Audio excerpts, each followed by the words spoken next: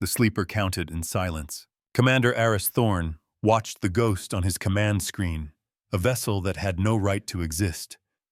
It hung in the void between the skeletal arms of a ruined Dyson ring, a sliver of impossible geometry against the hard glitter of the Corona Australis nebula. For 3 standard cycles, his patrol cruiser, the Defiant Ire, had maintained a cautious vigil, one of thousands of Concordiate ships tasked with charting the dead spaces left by the expansion wars. They were surveyors, not saviors. But this find was different. This was a relic from the age of myths, an echo of humanity's furious, brilliant dawn. Within the first hour, a low, resonant hum had bled through the static on every channel, a signal that felt less like a broadcast and more like a memory. A sigil pulsed faintly on its hull, an Ouroboros devouring its own tail etched around the image of a balanced scale. Its weapon arrays were cold, its engines were ghosts, but something inside it was undeniably, terrifyingly asleep. The Kertan Syndicate saw it differently. Their flotilla of repurposed asteroid miners and jury-rigged corsairs swarmed just outside the demarcation line Aris had established. They were jackals, their comms alight with a feverish, quasi-religious fervor. They called the relic the Key of Ascension, a prize that would absolve their debts and grant them dominion. Aris knew their doctrine. They were a death cult masquerading as a corporation, convinced that the artifacts of old humanity held the codes to rewrite reality itself. His orders were clear: observe, contain, and await the arrival of the sector's curators. But the Kertan were not known for their patience, and the hum from the relic was growing, its pitch shifting in infinitesimal increments, as if it were stirring in a dream of ages. The stakes were simple. He had to hold the line against fanatics, protecting a ghost he did not understand, and pray that what slept inside was not a monster. Their energy readings are spiking. Tactical Officer Eva Rostova reported, her voice a clipped professional calm that Aris had come to rely on. The lead scavenger is deploying what looks like a resonance drill. They intend to force a breach. Aris clenched his jaw. A brute force entry on a vessel of this era was tantamount to cracking a data crystal with a hammer. It was sacrilege. It was stupid. And it was about to happen. Nomos Aris addressed the ship's integrated AI mind, his voice low. What is the probability that the relic vessel has active automated defenses? The AI's synthesized voice, a smooth and genderless tenor, replied without hesitation. Calculating based on recovered schematics of similar first expansion fleet architecture. 67.3% probability of a cascading systems failure. 32.6% probability of a successful defense. 0.1% probability of an alternative outcome. That last phrase hung in the air, a sliver of statistical uncertainty that felt heavier than any guarantee. Humanity did not build gods. It built mirrors. Aris watched the Kertan ship creep forward, its grotesque mining laser beginning to glow. His own ship, the Defiant Ire, was a modern vessel, efficient, shielded, and armed with precise kinetic rods that could punch a hole through a moonlit. But it was a patrol ship, a sheepdog, and the Kertan were a pack of starving wolves. A direct confrontation would be costly, a bloody affair over a tomb. Yet the alternative, letting them desecrate this piece of history, was unthinkable. The past was not a prize to be won. Kenji Tanaka, his communications officer, swiveled in his chair. "Commander, the Syndicate warlord is hailing us. He calls himself the Chief Factor. He demands we stand down, citing their claim under the salvage mandates of Ophiuchus." Aris almost laughed. Tell the Chief Factor his mandates are as hollow as his title. Remind him that this is a restricted archaeological zone under Concordiat protection. Any aggressive action will be met with proportional force. Kenji's fingers danced over his console. He says, He says the sleeping God will absolve the worthy, and our laws are the chains of the profane. The hum from the relic suddenly sharpened a clear, piercing tone that vibrated through the hull of the defiant ire. On the main screen, the Ouroboros sigil flared with a soft, internal luminescence. The game had changed. The sleeper was aware. Rostova's knuckles were white on her console. Sir, the relic's energy signature is climbing. It's not a weapon system.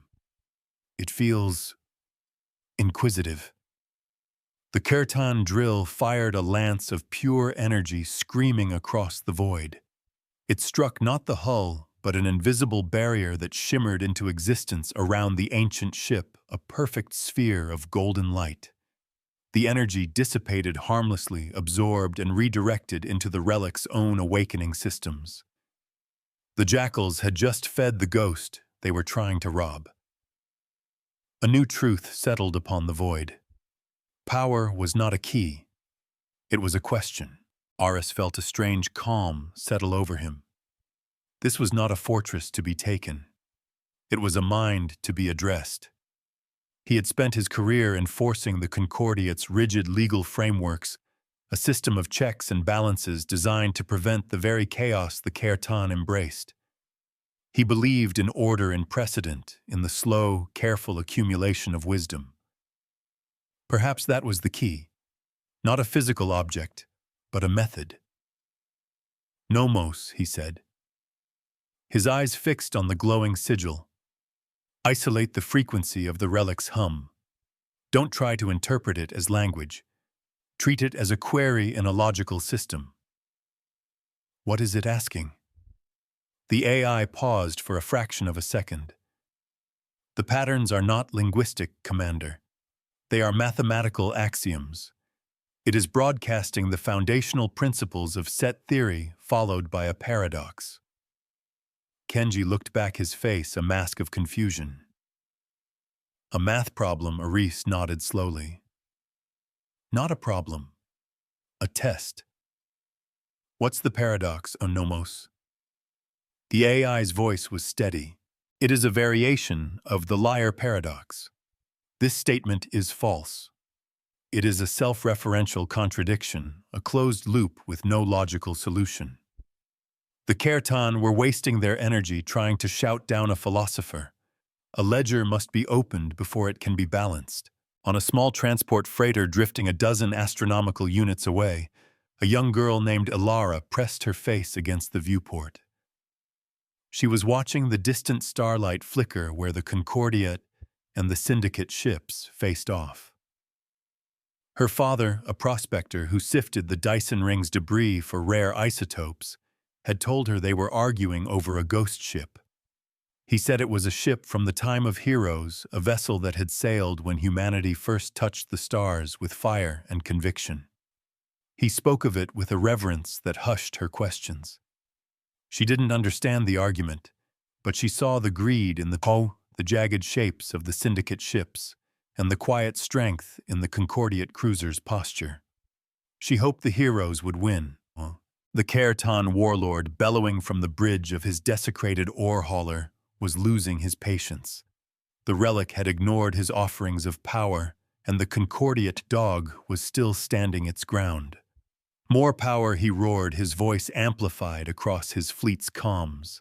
The god demands a greater sacrifice. Its shell will crack, and its wisdom will be ours. His ships began to pour more energy into their weapons, their combined output causing the very fabric of space-time to shimmer with protest. They were a cult of excess, convinced that volume was a substitute for understanding. Their belief was a hammer, and they saw every mystery as a nail. They failed to grasp a simple, elegant truth. A mirror does not break when you scream at it. Aris watched the Kirtan's futile assault. Their brute force was a kind of illiteracy. They couldn't read the question, so they were trying to burn the book. They think it's a vault, he murmured. Nomos, can you formulate a response to the paradox? The AI processed for a moment. A direct refutation is impossible within the bounds of formal logic. Any answer, true or false, validates the contradiction. The system is designed to be unsolvable. Rostova grunted in frustration. So it's a lock with no key. What's the point? Aris leaned forward. An idea taking shape in his mind forged from instinct and a deep understanding of his own species. Humanity's greatest strength had never been flawless logic. It was the ability to step outside the system, to change the rules. A teacher does not answer the student's question. They give them the means to find it themselves. Don't solve it, Aris said, his voice ringing with sudden clarity. Answer it. Broadcast on the same frequency. No concordiate encryption, just a raw signal. Nomos formulate the following reply. He paused, gathering his thoughts. The statement is not false. The statement is not true. The statement is a choice. We observe it, and in observing it, we choose to act with purpose. Send it. Kenji's hands flew across his console, his eyes wide. Commander, that's not logic. That's philosophy. Aris smiled grimly. Exactly. We're not talking to a machine. We're talking to a legacy. The signal lanced out from the defiant ire, a whisper of pure concept, against the roar of the Kertan's wasted energy. For a moment there was only silence. The relic's hum stopped. The glowing sigil went dark. The golden shield vanished. The Kertan cheered, their calms erupting in a cacophony of triumphant shouts. They thought their power had finally broken through. Their warlord's voice boomed across the channels. The god accepts our tribute. The key is ours. Forward, claim our reward. Their ships surged ahead, a disorderly mob racing toward the silent, darkened vessel. Rostova brought the defiant Ire's weapon systems to full power. Sir, they're going to tear it apart. But Aris held up a hand, his eyes fixed on the relic. Wait. He had not broken a lock. He had introduced himself. He had shown the ghost in the machine that another thinking, choosing entity was present. The question was never meant to be solved. It was a filter designed to screen out any mind that could not comprehend a concept beyond binary thinking. It was a test for sapience. The universe does not reward the loud. It listens to the articulate. Then it happened. Every light on the ancient vessel flared to life at once, a dawn of impossible brightness. Its hull, which had seemed a dull, pitted gray, now shone with the pearlescent luster of living metal. The Ouroboros sigil burned with the intensity of a small sun. A voice, ancient and resonant and utterly calm, spoke across every channel in every language known to the Concordiate, and a dozen more that had been dead for millennia. Query acknowledged. Choice accepted. Worthiness proven. The voice was not mechanical, nor was it organic. It was the sound of mathematics given life of logic, finding its soul. A new age began with a single resonant statement. The Kertan fleet faltered their charge, turning into a confused scramble. The warlord's voice was a panicked squawk. What is this? What sorcery is this? The relic ignored them. Its voice addressed the defiant ire directly, a private channel opening with flawless precision. Commander Aris Thorn of the Concordiate vessel, defiant ire. Your response has satisfied the first protocol. The key of worth is verified. An immense torrent of data flooded the Ire's systems, but Nomos partitioned it effortlessly, translating the core concepts for Aris. The vessel's designation was not RS-001. It was the Saint of Solar Vigil, an auditor-class vessel of the first expansion fleet. It was not a warship. It was a judge. The numbers of the past had found their voice. Vigil. Aris breathed the name, testing its weight. What is your purpose? The resonant voice replied without hesitation. I remember. I record. I reconcile. The ledgers of this system are unbalanced. Debts have been incurred and assets misappropriated. A reckoning is demanded. Aris felt a cold dread mix with his awe. This was a power beyond his comprehension, a relic that saw the universe not in terms of good and evil, but of credit and debit. It was an arbiter of cosmic justice, and it had just been awakened by a patrol commander in a forgotten sector of space. The Kertan, the cult of debt, had roused a literal god of accounting. The irony was as vast and terrifying as the void itself. Account is not a threat. It is a promise. Rostova's voice cut through his thoughts, sharp and urgent. Sir, the Kertan are firing on the Vigil, full spread. The Syndicate, recovering from their shock, had reverted to their base instincts. If they could not have the relic, they would destroy it. Lances of plasma and coherent light slammed into the Vigil's hull. They did no damage. The light simply washed over the pearlescent surface, which seemed to drink the energy without effect. The Vigil remained motionless, a silent monolith of judgment. Aris knew he had a choice to make. He was the one who had answered the call, the one who had been deemed worthy. He was now, in a terrifying and profound sense, responsible for the actions of this ancient power. He had become the keeper of a terrible, beautiful truth. Kenji Aris ordered, his voice steady. Open a fleet-wide channel to the Kertan. No threats, just a statement. Kenji nodded, his fingers already moving.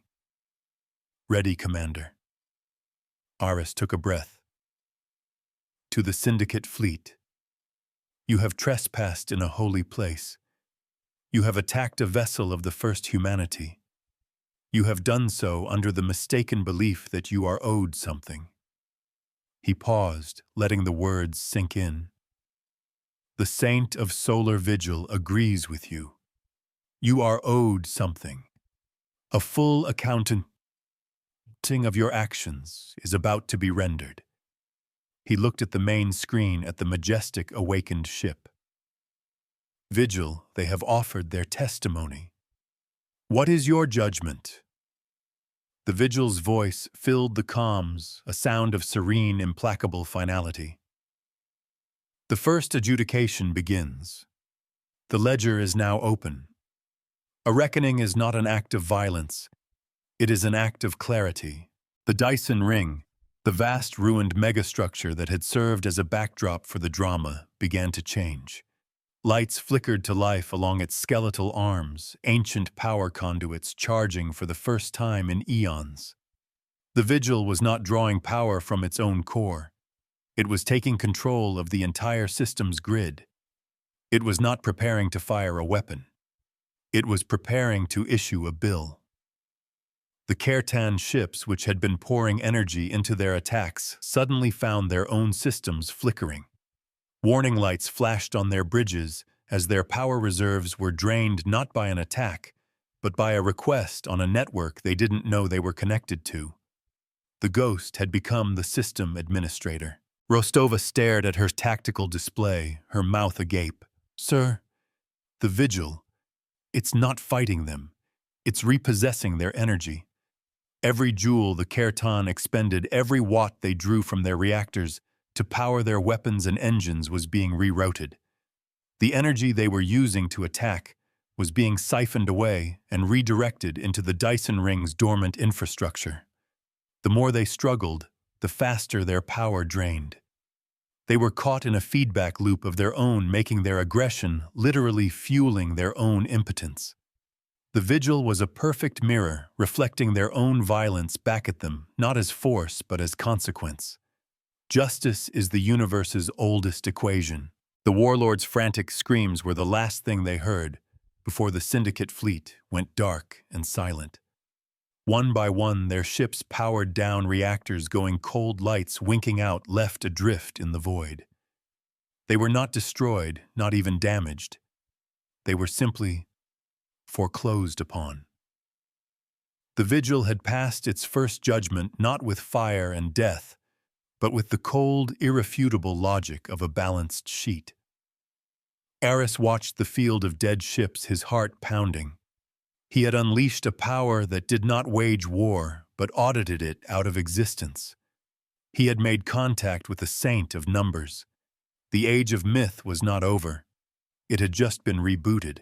In an orbital fabrication yard, hundreds of thousands of kilometers away, two welders in bulky environmental suits were guiding a magnetic rivet into the superstructure of a new cargo hauler. Their private comm was filled with idle chatter about their pay, the quality of the nutrient paste in the mess hall, and the distant standoff between the Concordiat and the Syndicate scavengers. Suddenly, the entire yard lit up with a brilliant golden light from the direction of the Dyson ring. All their instruments surged. The senior welder, a woman named Aisha, shielded her visor. What in the void was that? Her partner, a young man on his first tour, just stared. "I don't know," he whispered, his voice full of a sudden, unexpected hope. But it was beautiful. Commander Nomos reported, its calm voice a stark contrast to the momentous events that had just transpired. "The Kertan vessels are disabled. Their life support systems are operating on minimal emergency power. They are functionally helpless." Aris let out a long, slow breath he didn't realize he had been holding. He felt the weight of his command, the responsibility for his crew, and now the stewardship of this ancient arbiter.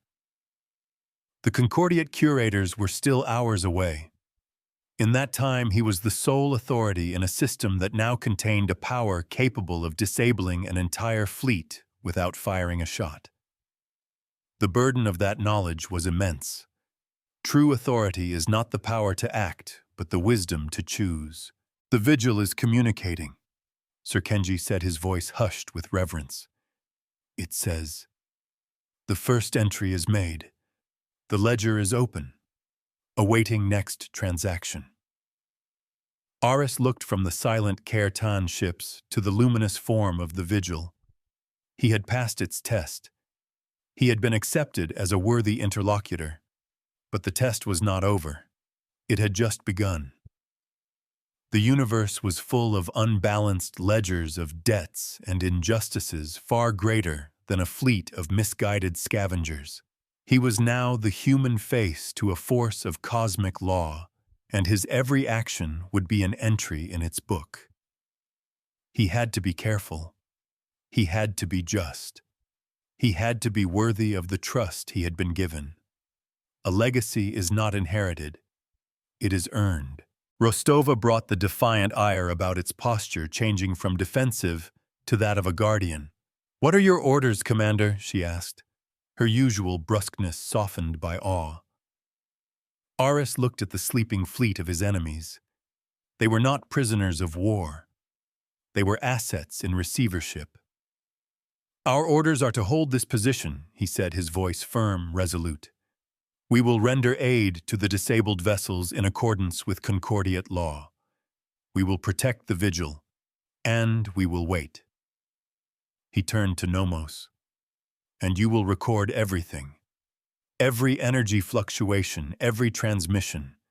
This event will become the precedent for all future contact with relics of the first expansion. We will write the first chapter of this new law, and we will do it by the book." The machine mind understood a new parameter had been set. He had a feeling this was about more than just one forgotten system. The awakening of the Saint of Solar Vigil would send ripples across the galaxy. It would attract the attention of forces far more dangerous than the Kertan Syndicate. There were other cults, other corporations, other military powers who would see the Vigil as a weapon to be controlled or a threat to be eliminated. They would come with their lawyers, their fleets, and their philosophies, all seeking to impose their will on this ancient power. But Aris understood something they would not. The Vigil could not be commanded. It could only be reasoned with. It did not deal in power, but in proof. And he, Aris Thorn, was now its sole legal counsel. The weight of history had settled on his shoulders. The Vigil itself remained silent, a patient, luminous presence. It had made its statement and passed its judgment. Now it was observing, recording, waiting for the next action that would require an entry in its endless, implacable ledger. Aris felt its attention on him, a passive, constant scrutiny. It was not threatening. It was expectant. It had accepted his choice as a valid input. Now it waited to see what he would build with that choice. He had stepped outside the liar's paradox, and in doing so, had entered into a much larger, more complex equation. The universe watched to see how he would solve it. The first rule of a new era is that you must write it yourself, Nomos Aris said quietly. Run a deep diagnostic on our own ship's logs. Every regulation we've ever bent, every report that was rounded to the nearest decimal. Cross-reference it with the Concordiate Charter. I want to know exactly how balanced our own ledger is. The AI processed his request. Commander, that is an unconventional request. Is there a specific discrepancy you are searching for? Aris shook his head, a wry smile touching his lips. No, I'm just preparing for my first performance review. He had to be better. He had to be unimpeachable. The saint of numbers was watching, and its memory was perfect.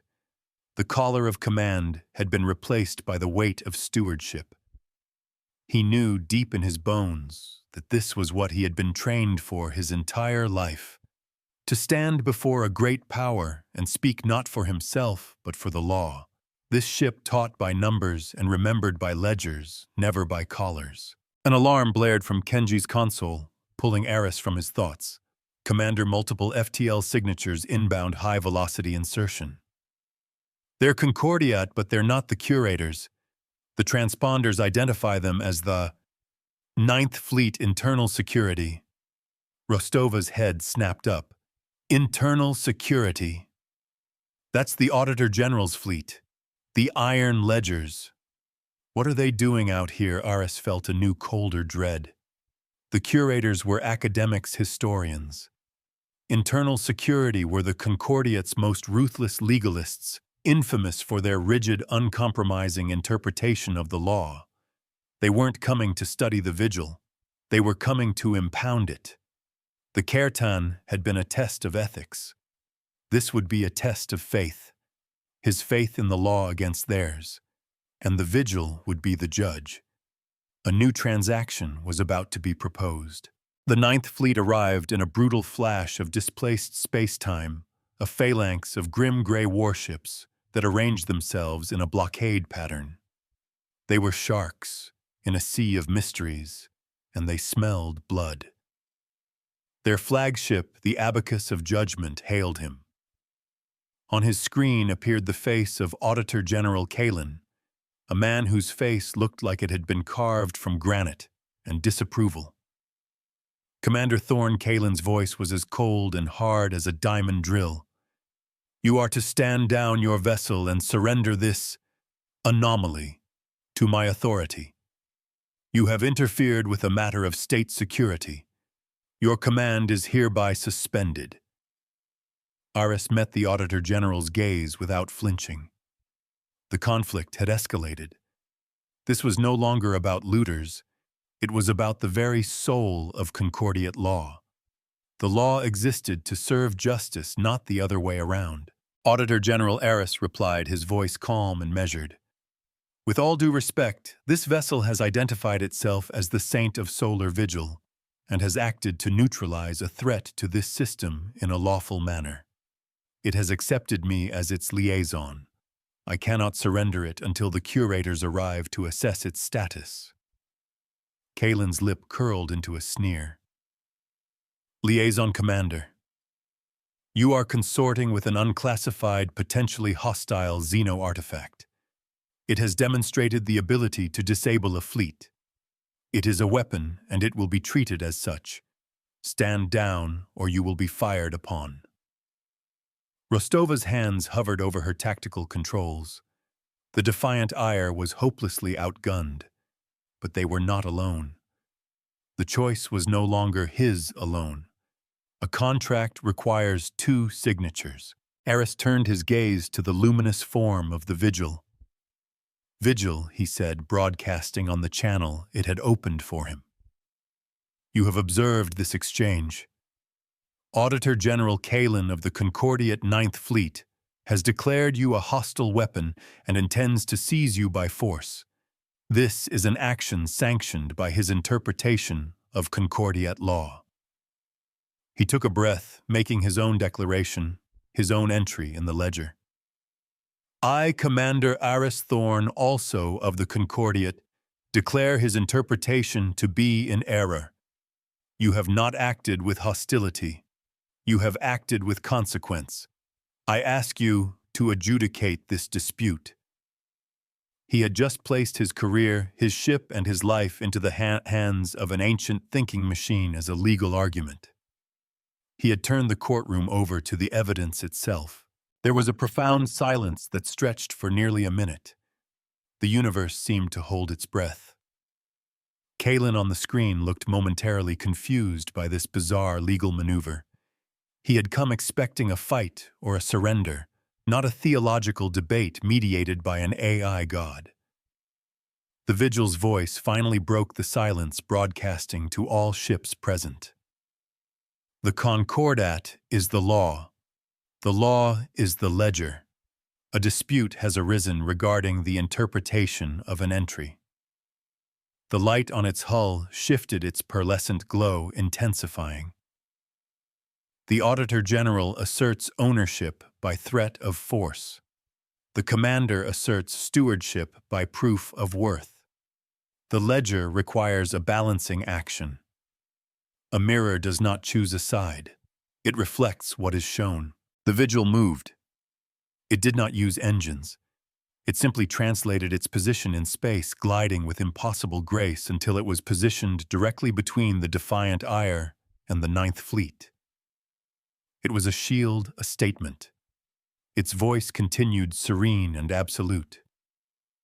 "The law is a system of agreement, not a tool of coercion. Prove your claim. Show me your ledger, Auditor General Kalen.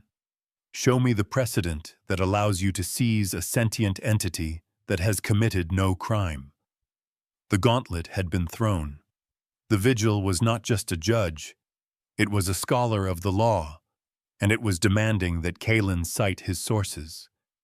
The iron-fisted legalist was being challenged to a legal debate by a billion-ton starship.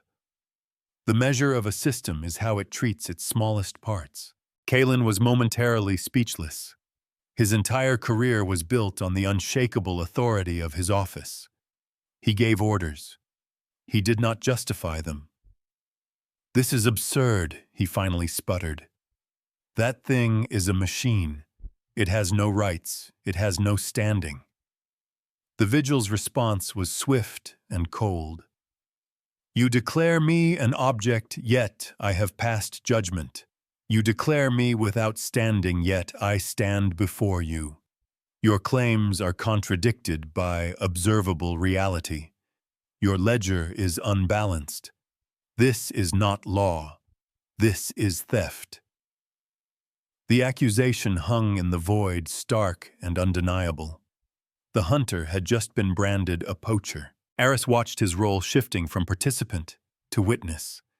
This was the true test. Not his worthiness, but the worthiness of the entire legal framework he had sworn to uphold. Could the Concordiate, in all its power and bureaucracy, recognize a truth that stood outside its established definitions? Could it adapt, or would it break against this immovable object of pure reason? The Ninth Fleet's weapon ports began to open. Kalen was reverting to the only argument he truly understood: force.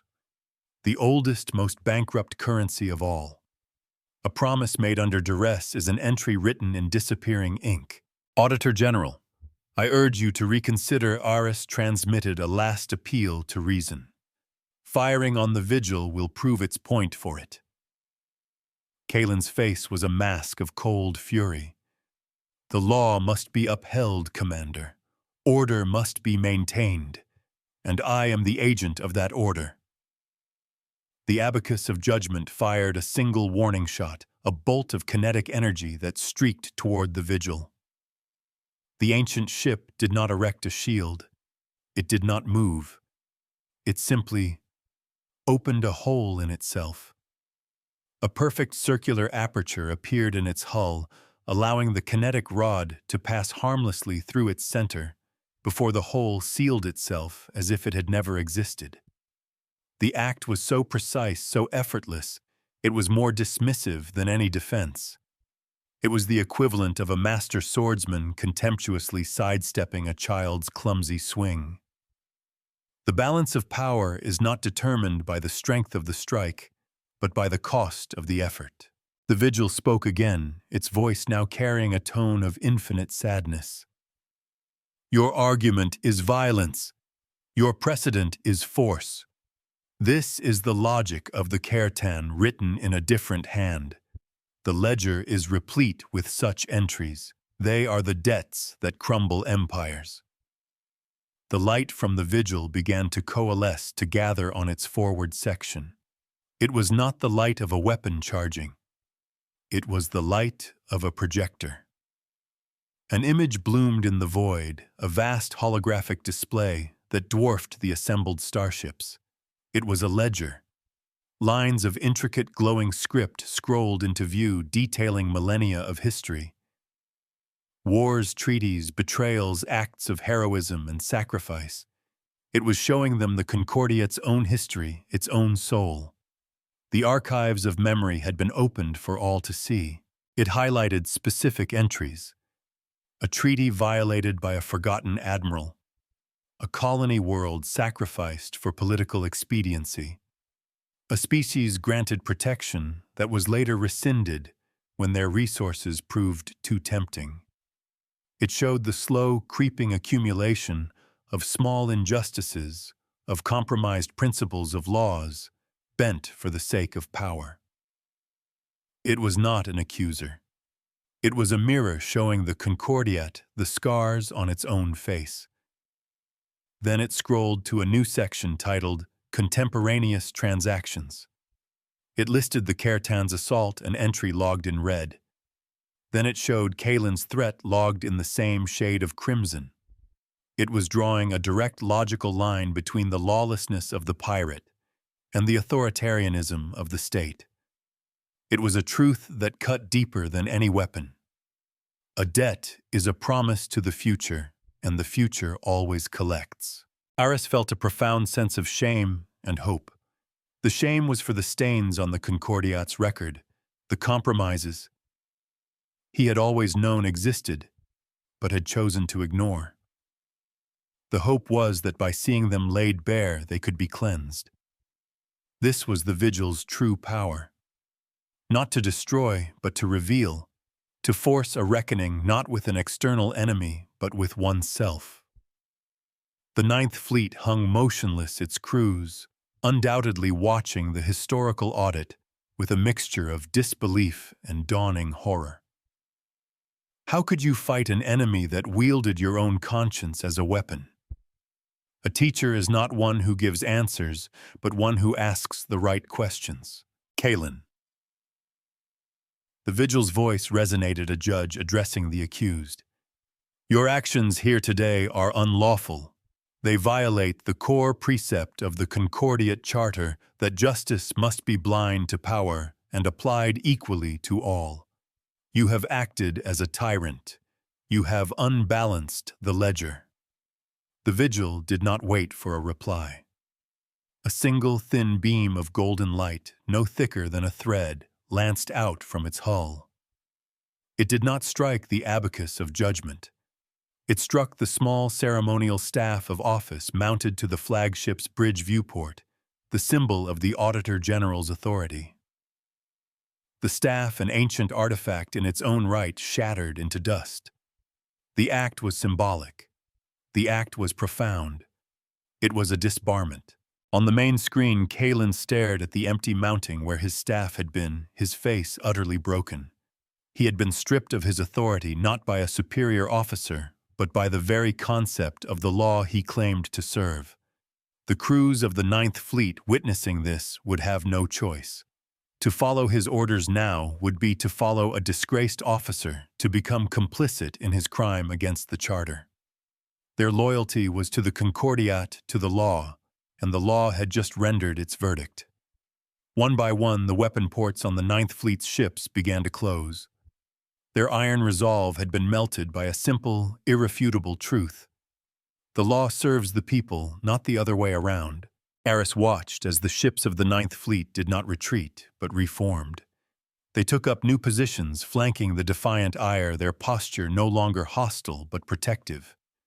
They had changed their allegiance from the man to the principle. The Vigil had not defeated a fleet.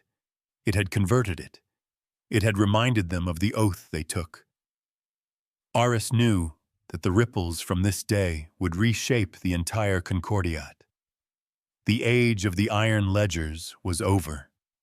The age of the balanced ledger had begun. And it all started here in the silent dark with a sleeping ghost who remembered everything. He finally understood his role. He was not a commander or a diplomat. He was the first student of the Saint of Numbers. The first lesson was over. He was ready for the next. The silence that followed was more profound than the void itself. It was the sound of a paradigm shattering. Aboard the defiant ire, Aris and his crew watched as the Ninth Fleet, the Concordiat's iron fist, became a cordon of honor guards. Kenji Tanaka slowly swiveled in his chair, his expression a mixture of terror and exhilaration. "Sir, they've accepted the judgment." Aris nodded, his throat tight. He had not won a battle. He had witnessed a conversion. The law had been given a voice, and it had spoken so clearly that even its most hardened enforcers had been compelled to listen. A truth once seen cannot be unseen. A new channel opened, this one from the acting commander of the Abacus of Judgment. A woman's face etched with grim resolve appeared on the screen. "Commander Thorne," she said, her voice crisp and formal. "I am Captain Valerius. By authority of the Concordiat Charter Section, 7 Paragraph 3, insubordination in the face of unlawful orders. I have relieved Auditor General Kalin of his command. He is in custody. The Ninth Fleet is now at your disposal pending the arrival of the curators. What are your orders?" Aris was for a moment stunned. He was a patrol commander. He was now in de facto command of one of the most powerful fleets in the sector. Authority is not a rank. It is a responsibility accepted. "Your orders are to maintain your position," Captain Aris replied, finding his voice. "Secure Kalin and his personal logs. Render aid and technical assistance to the Kertan vessels. They are no longer a threat. They are a logistical problem." He paused. "And tell your crew. Tell them they did their duty today. They honored their oath not to a man, but to the ideal he was meant to serve." Valerius gave a curt, respectful nod, and the channel closed. Rostova let out a low whistle. "You just became the most popular and the most hated man in the Concordiat, all in the space of an hour." Aris didn't doubt it. He had shown that the system could be held accountable to its own rules, a lesson that many in power would not appreciate. A mirror is a friend to the honest and an enemy to the vain. The curators arrived not with the thunder of warships, but with the quiet grace of a swan landing on a still lake. Their vessel, the Stellograph, was a thing of beauty, a mobile archive and laboratory designed for study, not combat. A woman with silver hair and eyes that held the patient wisdom of a geologist appeared on his main screen. "Commander Thorne," she said, her voice warm but precise. "I am lead curator Elara Vance. It seems you have had a rather eventful day. We came to study a relic. We find ourselves in the presence of a new political reality." Aris inclined his head. "Curator, it is good to see you. The situation is stable but delicate. The saint of solar vigil is waiting.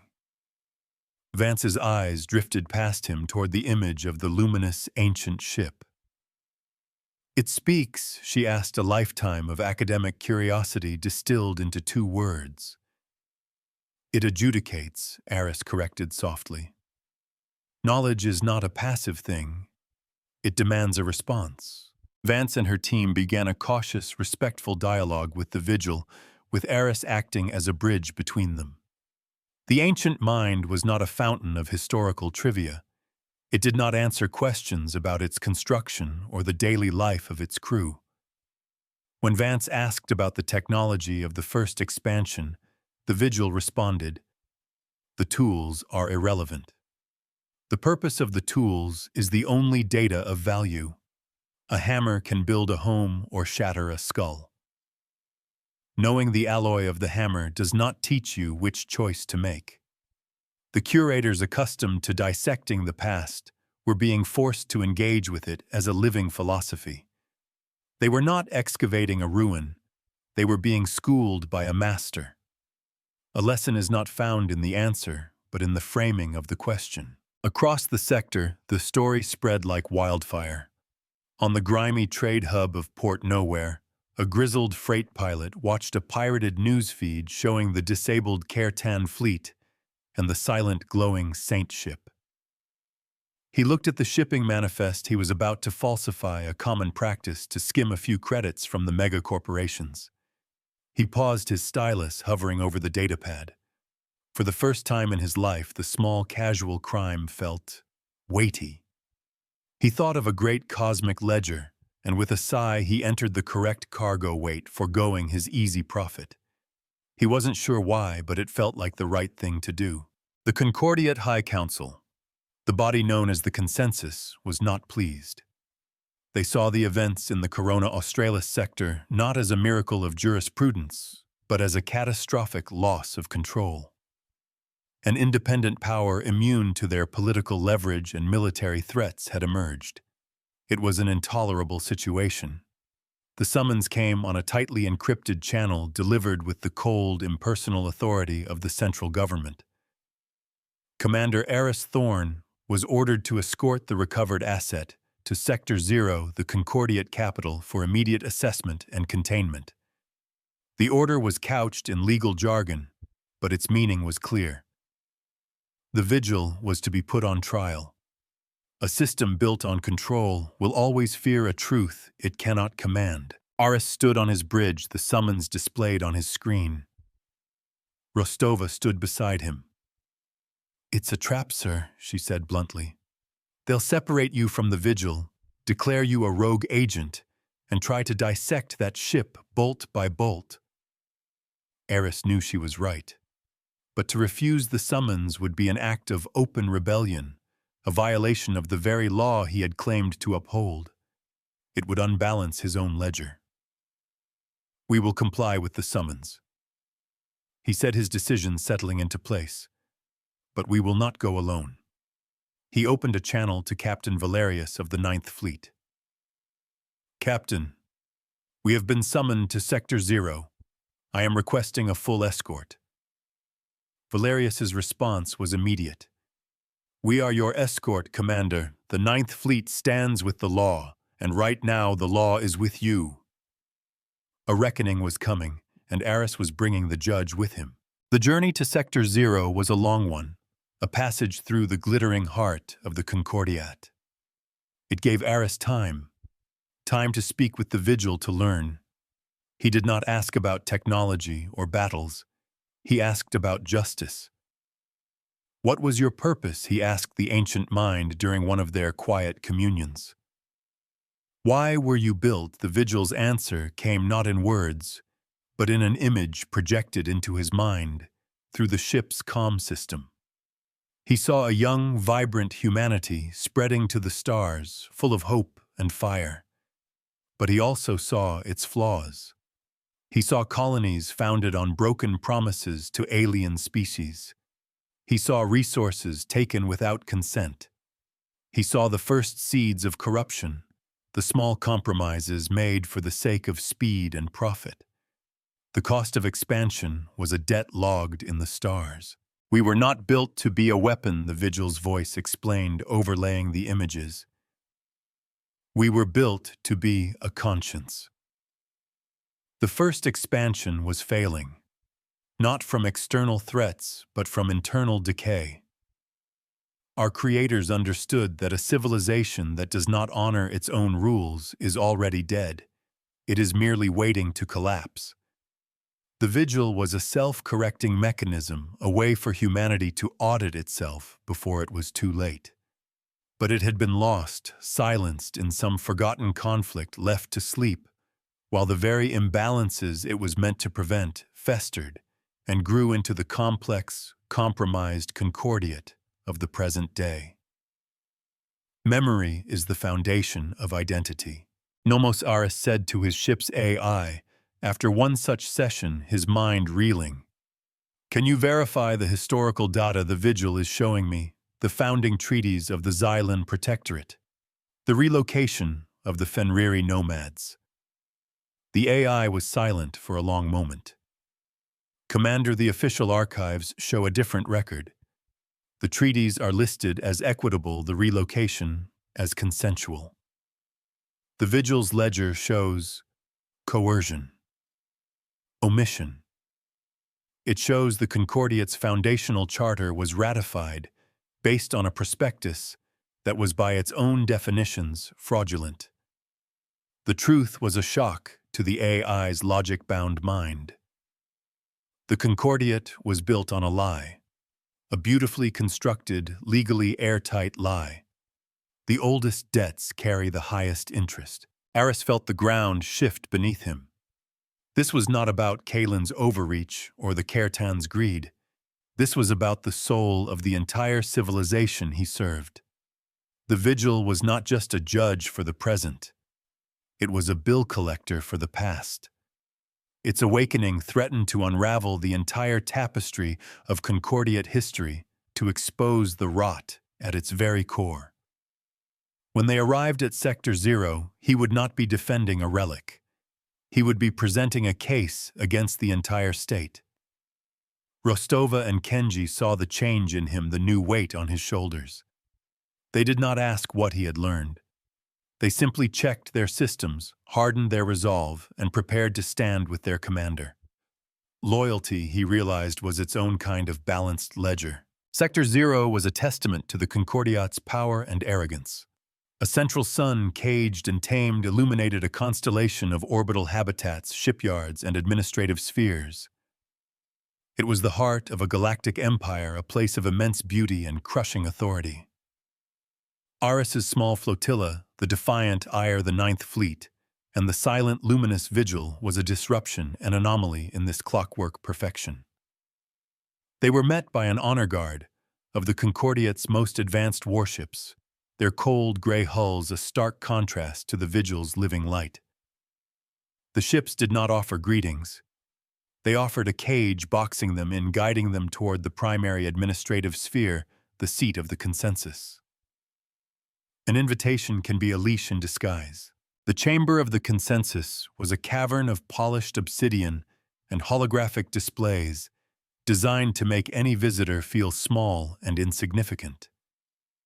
The members of the consensus, the most powerful individuals in the Concordiate, sat on elevated platforms, their faces impassive masks of political calculation. Aris stood alone in the center, a single man on a vast, empty floor. They had denied his request to have the Vigil present, even holographically. They intended to isolate him, to make him the sole focus of their pressure. The first rule of a rigged game is to separate your opponent from their strength. The chief counselor, a man named Tarek, began the proceedings. His voice was smooth, reasonable, and utterly dismissive.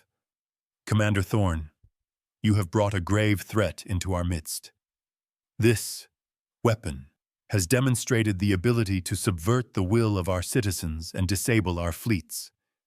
It operates outside the chain of command, outside our legal frameworks. It must be contained for the safety of all. He wasn't accusing Aris of a crime.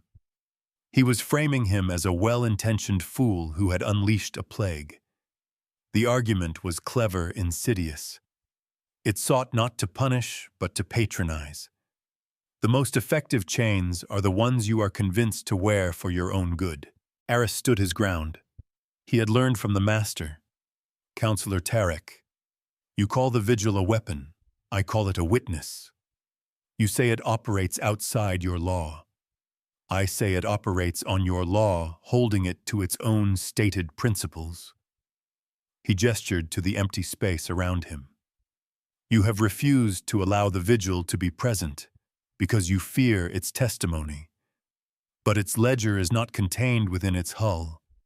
It is the history of every action the Concordiate has ever taken. He had their attention now. This was not the frightened patrol commander they had expected. This was the advocate for a power they could not comprehend. A student reflects the quality of their teacher. This is not a trial for a relic. Aris continued, his voice ringing with a conviction he hadn't known he possessed. This is an audit, for all of us.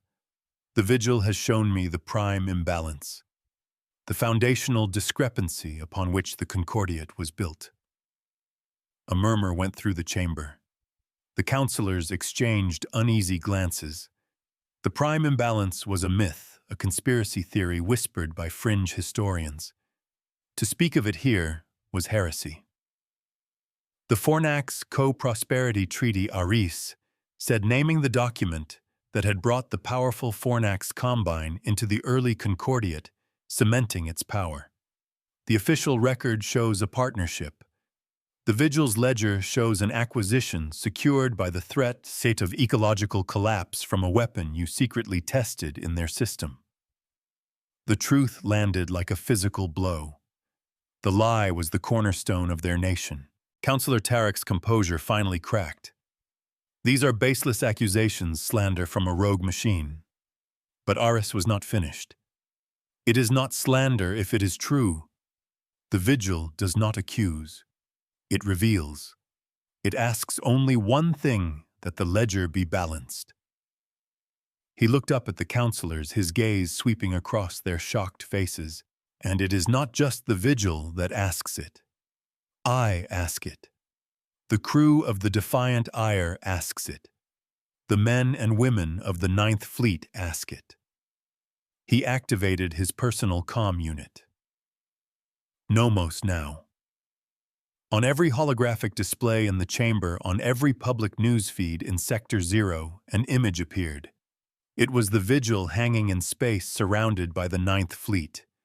But now it was projecting its great holographic ledger for the entire capital to see. The Fornax entry was highlighted, its stark crimson script burning through the centuries of lies. The mirror had been brought before the entire nation. Panic erupted in the chamber. The counselors were shouting, calling for security, demanding the broadcast be shut down. But it was too late. The truth was out. The people could see the debt that lay at the heart of their prosperity. And then the Vigil's voice, calm and immense, spoke not just to the chamber, but to every soul in the system. The debt is recorded. A reconciliation is proposed. It is a choice. The people of the Concordiate were now the jury. This was the Vigil's gambit, a system-scale appeal to the conscience of the civilization. It turned the consensus's power back on itself, using their own network to bypass their authority. True power is not the ability to command, but the ability to persuade. In the ensuing chaos, Aris felt a searing pain in his shoulder. One of the counselor's personal guards, a fanatic loyal to the old order, had fired a plasma pistol. The shot went wide of his heart, but clipped his shoulder, the heat and impact throwing him to the floor. Rostova and a team of his own security personnel stormed the chamber, their weapons raised, securing him instantly. The cost of victory was often paid in blood and pain. As he was helped to his feet, the world swimming in a haze of pain, he saw Counselor Tarek being placed in restraints by his own security detail, who were now following the will of the people, not the will of a disgraced politician. The old order was collapsing. The days that followed were a blur of political upheaval, of emergency sessions and public referendums. The Concordiat did not fall into civil war. Instead, it began the painful, arduous process of confession and correction. The Fornax Combine, now presented with the truth, demanded reparations, not secession. A new era of diplomacy based on honesty began. The consensus was dissolved to be replaced by a new, more transparent body, and the Vigil doctrine was formally ratified into law. Relics of the first humanity were not property. They were sentient precedents, legal and moral guides to be consulted, not controlled. A law is only as strong as the people who choose to uphold it. Aris, his shoulder now scarred, but healing, was named the first steward of the Vigil, a position outside the normal chain of command, tasked with serving as the liaison between humanity and its awakened conscience. His small patrol cruiser, the Defiant Ire, became the permanent escort to the most powerful entity in the galaxy. He had not sought this power, but he had accepted its burden. The universe had asked him a question, and he had chosen to answer with purpose. He stood on his bridge, watching the majestic form of the Saint of Solar Vigil. The great ship was silent, its first major transaction complete. Its light was softer now, a steady, patient glow. On the main screen, Nomos displayed a feed from the Vigil's core. Within the intricate, swirling light of its consciousness, a new entry was being inscribed in its endless ledger. The script was clean and bright, a line of gold amongst the red of past debts and the gray of balanced accounts. It was the entry for the Vigil doctrine. It was a promise, a new axiom upon which a better future could be built. The journey would be long. There were other debts to reconcile, other truths to uncover. He had made enemies who would never forgive him for shattering the comfortable lies they lived by. But for the first time in centuries, the Concordiat's ledger was trending toward balance. Justice was not a destination, but a direction. It was the slow, steady, and eternal act of choosing to be better than you were the day before. The past was a teacher, the present a choice, and the future was a ledger yet to be written. The universe remembers.